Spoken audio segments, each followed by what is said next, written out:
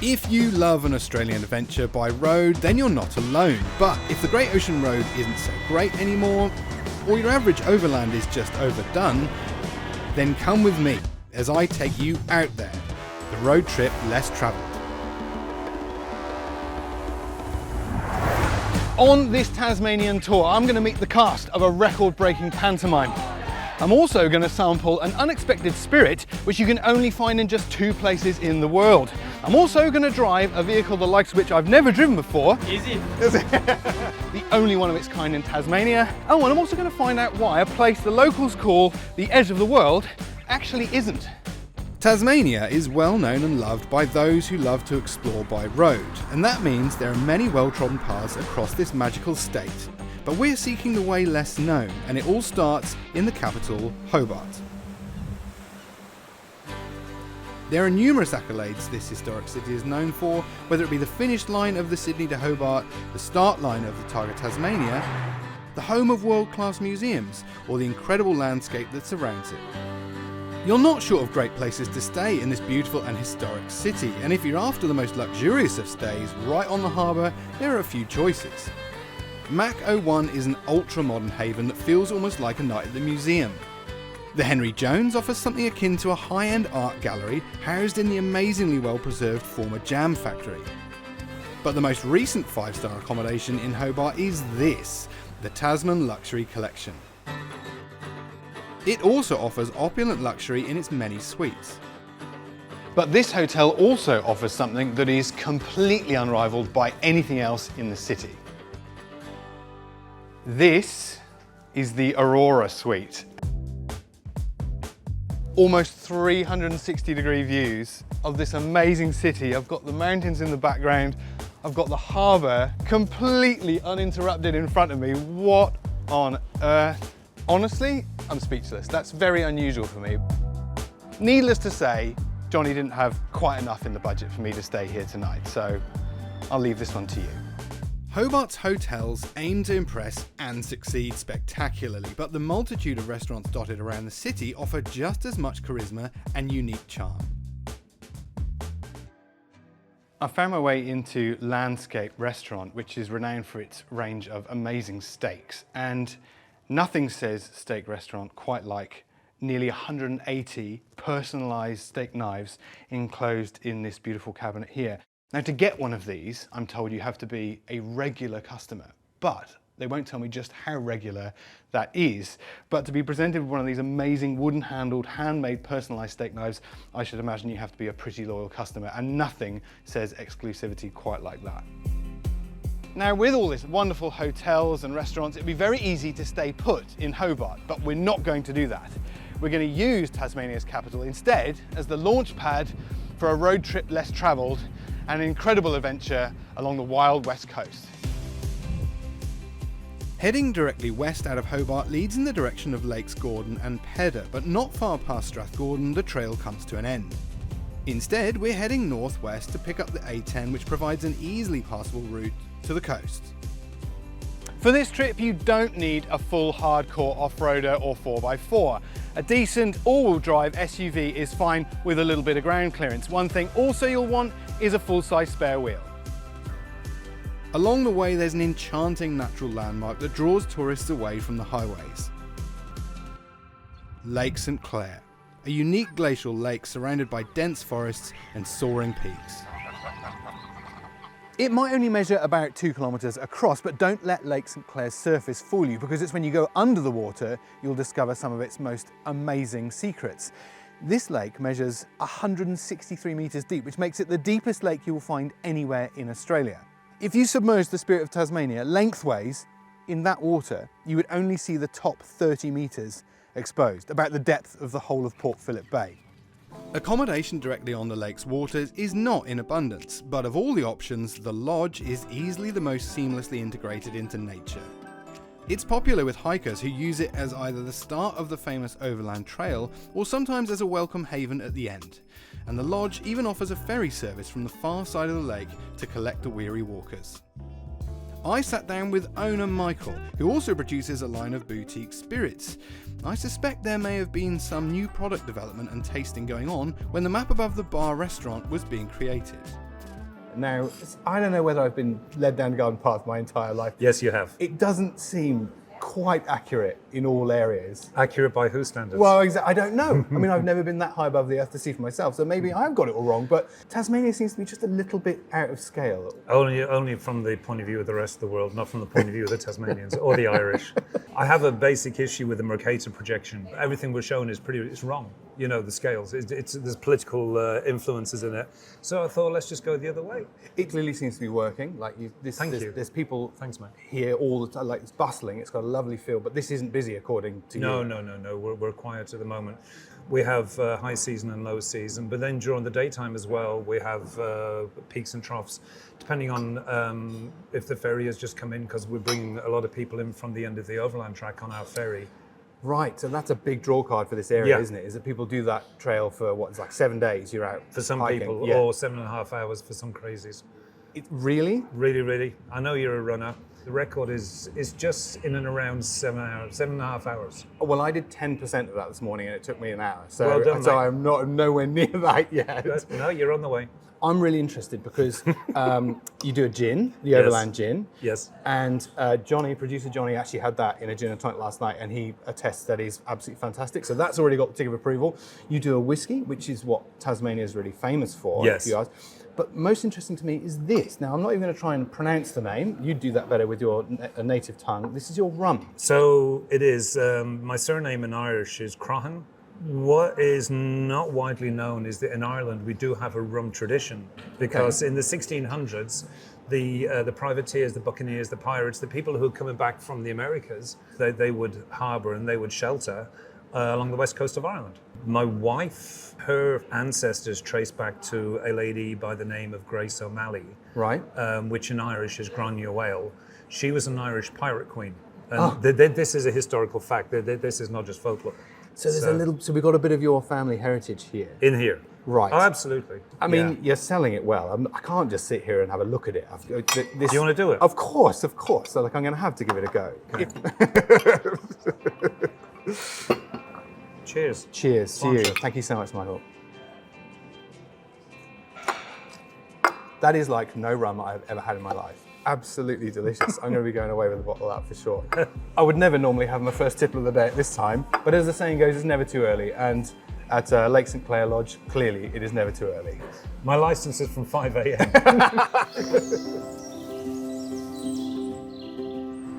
Pushing on further west, the roads tangle and curve into the ribbons of blacktop for which Tasmania is known and loved. And the remote passes are popular with drivers who come to take in the views and enjoy the roads all at once. Now, it'd be remiss of me to come all the way to Tasmania and not talk about one of the aspects of Tasmania it's probably best known for, particularly when it comes to road trips and driving, and that of course is Targa Tasmania.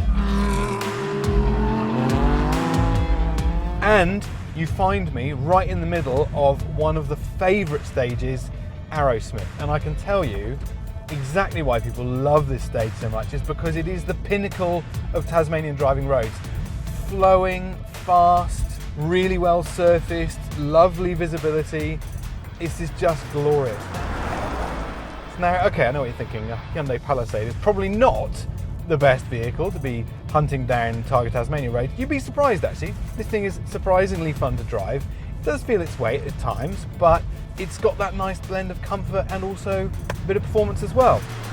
But Tasmania is also known for its cool and often highly changeable climate, which gives little to no warning of any change. Well, it's at this point in the journey I'd like to say there are the 99 bends and there's Queenstown, but I can't because I can't see either of them, because you've probably heard what they say about Tasmanian weather, and it's completely true in the middle of summer.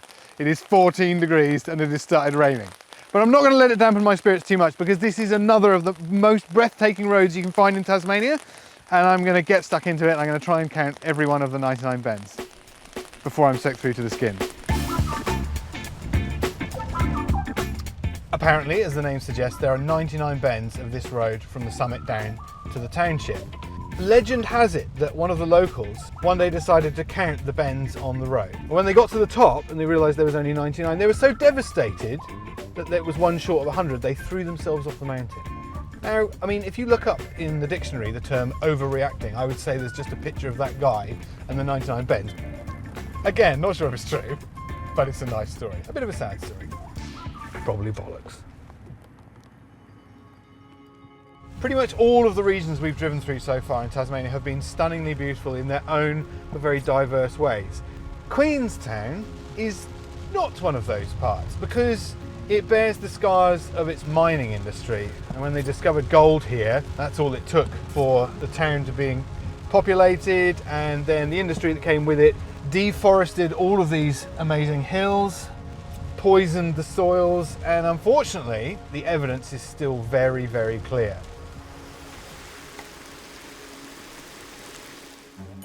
When I was researching Queenstown, I read about something called the gravel oval, and I assumed when I read that it would be figuratively speaking, but now I'm here, it actually has an oval that's made of gravel. Part of the process and the sulfur chemicals and the compounds that have scarred the rest of this town probably permanently also poison the soil under the oval, meaning that nothing can really get established or ever grow. So this town will forever have an oval made out of gravel. The more I look into this town, the weirder it gets. It's quite an unsettling place. And someone's lost their thongs. They're not even matching thongs. There's two different thongs. Right, I'm out of here. This is too much. Another 45 minutes west, you'll find a quaint community that is far easier on the eyes. This is Strawn, and what might appear to be a pretty but sleepy town snoozing on the shores of Long Bay is actually a vibrant community bursting with activities and heritage. The Ship That Never Was tells the incredible true story of a brazen escape from Sarah Island, once one of Australia's harshest penal colonies. Blending classic slapstick humour with relentless audience participation and fast-paced storytelling. It's become Australia's longest running play, and before I knew it, I wasn't just watching, I was a small part of the production. After I caught up with the cast, safely back on dry land this time, to find out a little more about this larger-than-life production. How does a play keep running for that many years? You were saying before, you had your 30-year anniversary. How has it lasted so long?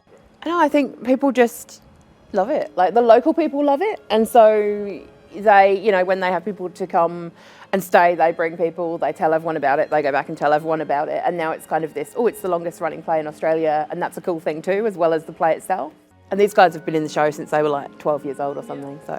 That's incredible. What drew you to the play? What was so interesting, and why did you want to be a part? My mate worked here just cleaning around and setting stuff up, but I just kind of rocked up one day and eventually started getting into the show and started becoming a regular thing, doing it 2-3 times a week, and just fell in love with it. It's a bit like the Hotel California, isn't it? We just kind of come and that's it, we just never leave. Will you do it forever? This is the question. I don't think I'm ever going to leave now. I've had, you know, things happen and whatever, and you go, oh, I want to leave, I want to leave. Yeah, we've all discovered that I say that, but I'm never actually going to leave. Just a stone's throw across the water, the West Coast Wilderness Railway allows passengers to slip back into a steam era and a different way to take in the stunning King River and all the way back to Queenstown if you choose. We bumped into driver Matt, who gave us a fascinating insight into this historic railway and his 73-year-old diesel locomotive. While steam engines still run on some sections of the track, the diesel's superior reliability and simplicity means they're the only engines that can still be maintained in Strawn. And while it might be humble in appearance, Matt revealed this Drury Carco locomotive is amazingly efficient. It weighs about 80 tonnes when hooked up to carriages, its 24.5 litre straight 8 diesel produces 200 horsepower, but it uses just 20 litres of fuel on an 8-kilometre round trip. Unfortunately, the railway doesn't go north, so we're back on 4 rubber wheels and heading up the coast. But on Tasmania's west coast, that doesn't necessarily mean on asphalt.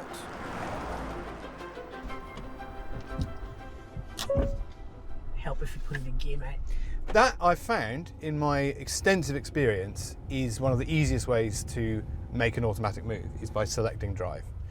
Now, if like me, you've always dreamed of getting your SUV or four-wheel drive into one of those incredible beach driving shots, but perhaps have been a little bit intimidated by the process, then just 15 minutes outside Strawn, you can find yourself here on Ocean Beach, where honestly, it is a really simple process to get the car down to the sand, and then you have unlimited driving all the way to Macquarie Heads, and it is absolutely spectacular.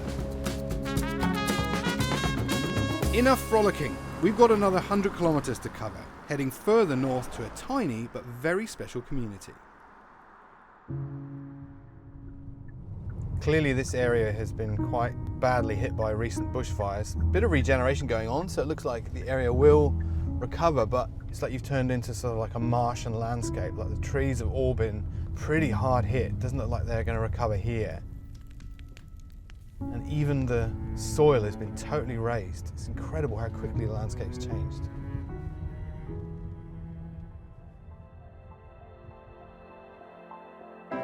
Corinna is a jewel on the Pieman River with a lot packed into its tiny community. But there's one last obstacle before you get there. The Pieman River itself. The affectionately named Fatman ferry is the only cable-operated vessel in the whole of Tasmania, and what it lacks in speed and finesse, it more than makes up for with charm. Now, I've met Tongi, did I say that right? Yeah. Close enough. He's the driver, and I spoke very nicely to him, and he said that I'm apparently going to be able to control something. So if this is the last time you ever see me alive, that's why. What do I do? Are you ready? So Yes. just take this command and put on the top very slowly because Okay. it's very, very responsive. Okay. So just do this very slowly. Okay, yeah. So we're on our way. Yes. It's definitely not the fastest vehicle I've ever driven. That's good? Yeah, yeah. I can just leave it like that? Perfect. Oh, it's basically an autonomous vehicle. Easy. How long have you been working on this ferry? Since the 23 December. Okay, right. So you're a proper expert now. Yeah. Yeah, maybe. That's a very strong Tasmanian accent you've got there. And here we are in Corinna. Possibly the coolest way to arrive. That was fantastic. Thank you so much. We'll see you at the bar later. Yeah. And once you arrive, Corinna delights from start to finish, with accommodation rich in heritage in the Tarkine Hotel, or you can walk a serene hike through the Huon Pine Forest, a place of true stillness where, if you want, you can really hear yourself think. That is, unless I've rented a kayak nearby. I don't know why they call it the White River. It looks brown like the rest of it. You're watching Jackass and this is the kayak. I'm taking the thongs off. Oh, this is cool. This is even stiller in here. It's stiller than Ben. I think it's actually... Oh, yeah. Ooh. I didn't want to touch that, whatever it was. See that ferry there? I drove that. I mean, the serenity. Nothing says relaxing like the sound of a single-cylinder diesel thumping away in the background. I mean, I'm virtually comatose. But if you want to give your arms and legs a break, Corinna operates river cruises on the historic Arcadia. The tour guides will educate you on the fascinating nature of the area, including the almost mystical properties of the Huon Pine. Hey Ren, I think we found the one vehicle that is uglier than the Fatman ferry. A Kia Tasman. That's unkind. I take that back. Like every town we passed through so far, Corinna has a really rich history and heritage. But perhaps the most interesting and significant part of its history was when gold was discovered here. Now, 1883, a 7-kilo nugget was discovered in this dense forest nearby. That's the largest nugget ever discovered in Tasmania. And it triggered, you guessed it, a gold rush. 2,500 people came here to look for gold and their fortunes. It doesn't sound like a lot, but when you consider the official peak population of Corinna was just 700, that shows you just what an incredible boom that was.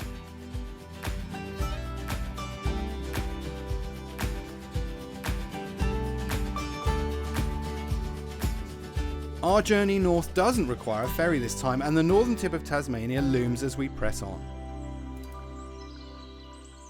Skirting around the Arthur Pieman Nature Reserve, eventually the way turns back to the coast.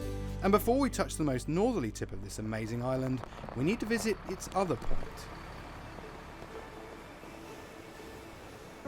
This is the most westerly point anywhere on the island of Tasmania.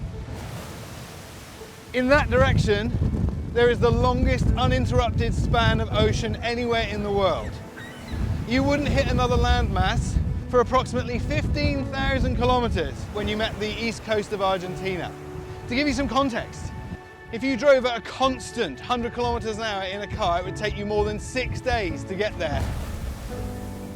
Interestingly, there is one other place in the world that can claim exactly the same fact. Oh yeah, it's Argentina, at the other end, just looking back the other way.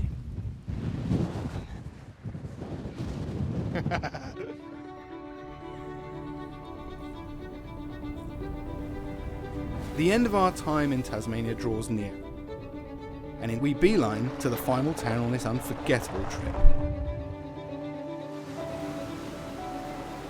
This is Stanley, the most northerly large community in Tasmania, and I think you'll agree it's beautiful. But there's one obvious feature in this small town that stands out, quite literally. This is the Nut. Exactly where the nut gets its name is not completely agreed on. Some people say that it's derived from the traditional Aboriginal name Munutrik, but the other version is in 1983 they were trying to build a breakwater for the docks down below, and they thought this was a great place to get the rocks to do that, but when they tried to blast it, it was completely impenetrable, so it got the name the Nut. Exactly what it is, it's actually the old core of an extinct volcano, and scientists have dated it at somewhere between 25 and 70 million years old, which doesn't seem like it's narrowing it down very much. What, you're telling me you can't tell me any better or more specific than 45 million year window? Try harder. I couldn't come all the way to a part of the world renowned for seafood and not try something that came from there. Now, it would have been obvious to go for perhaps like a crayfish or mussels, prawns, all things that are very popular in this area, but instead I've gone for an interesting take on the Aussie pie. This, I'm very excited about this, is a scallop Mornay pie. And I haven't pre-tested this pie. I have no idea what I'm letting myself in for.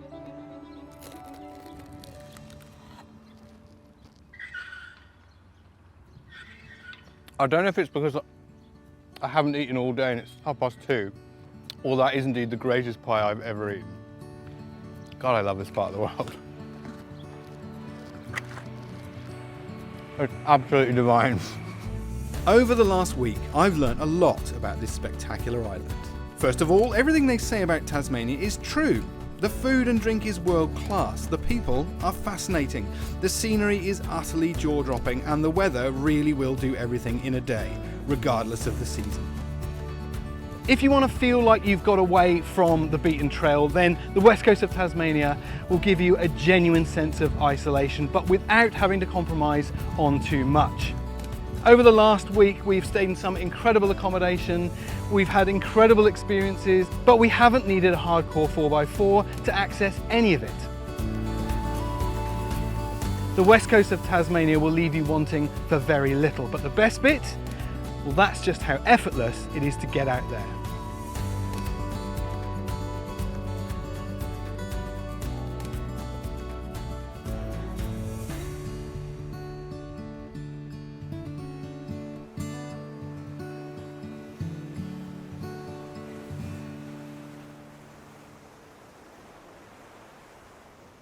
Oh, I almost forgot one of my favourite things about the Hyundai Palisade. Underneath here, you will find a full-size spare wheel. Now, that's an absolute must if you're going to go off-road doing some kind of adventuring. And when I'm inevitably made the Prime Minister of Australia, I'm going to pass a rule which says you're not allowed to call an SUV an SUV unless it has one of those, a proper spare wheel.